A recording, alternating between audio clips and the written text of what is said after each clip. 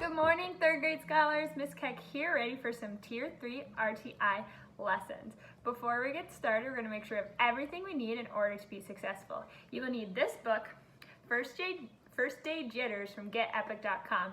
You can find it in your email or go on to GetEpic.com and type it into the search box.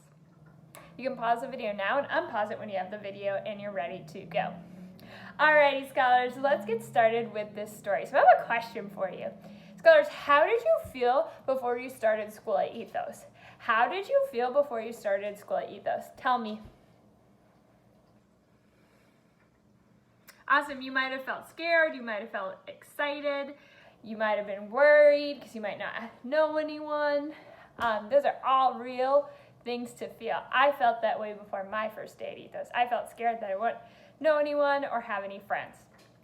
So, Sarah Jane Hartwell in our story today is scared and doesn't want to start over at a new school. She doesn't know anybody and nobody knows her. Let's read and find out what happens with Sarah.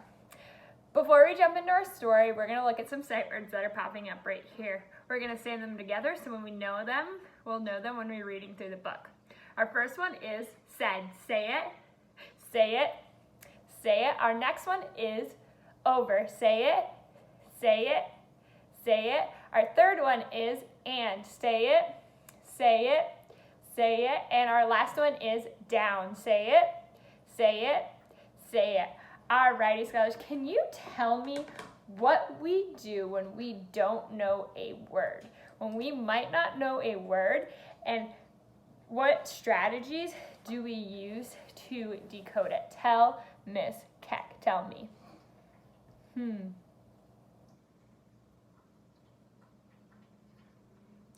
Yep, those are great strategies that you just told me. So, what you told me is, when you don't know a word, you find chunks of it and think to yourself, does that make sense? And read the word faster and faster. We have a word right here that you might not know. Wa'aki. Wa'aki. Does that make sense? No. Let me look to see if I know any chunks. I know whack. Wait, whack? But I know that sneaky E at the end, I can tell myself that it makes the A say the long sound and the E doesn't say anything. So let me try this. Ache, wake, wake. Does that make sense? It does. It's the word wake. So I could say it faster and faster. And I couldn't find any chunks that I knew, but I knew that that sneaky E made the A say the long sound. So use those strategies as we're reading through our story. Alrighty, scholars. So while you're reading the story, we're going to have a thinking job. Your thinking job today is this. What does the author want us to learn from the story? What does the author want us to learn from the story? You can now pause the video and read the story fluently and accurately and unpause it when you're ready to continue. Alrighty, scholars, amazing job growing your brain and reading through that story. You did such an amazing job decoding those words and identifying those sight words. Now we're going to get to the point where before we answer a question, what do we need to do? What do we need to do? You got it. We're going to mine for evidence. You got it, scholars. That means we find the answer in the book so we can show our teacher and we know our answer's right. Alright, scholars, let's jump on into our comprehension questions. Our first question is a factual question, which means you can find it in the book. Why does Sarah not want to go to the new school? Why does Sarah not want to go to the new school? Find the evidence. Awesome job. Now tell me the answer. Tell me the answer. Amazing job, scholars, finding the answer to that question. Our next question is an inferential question. It means we use the text and the picture and what we know to find the answer. How does Sarah feel about the new school? How does Sarah feel about the new school? Find the evidence. Awesome job, scholars. Now tell me the answer. Tell me the answer.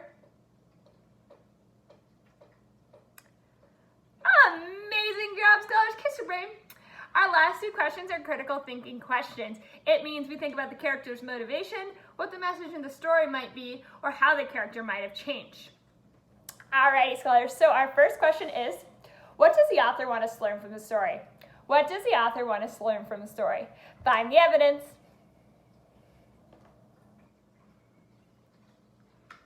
Amazing job, scholars. Now tell me the answer. Tell me the answer. Amazing job, scholars. Kids' brain did an amazing job right there. We're now going to our last critical thinking question. It is, what is surprising at the end of the story? What is surprising at the end of the story? Find the evidence.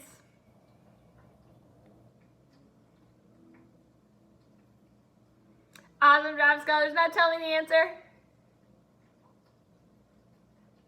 Amazing job, scholars. Kids' your brain. An amazing job finding the answers today and reading and understanding your story. Give yourself a pat on the back. Amazing job, scholars. I will see you next time.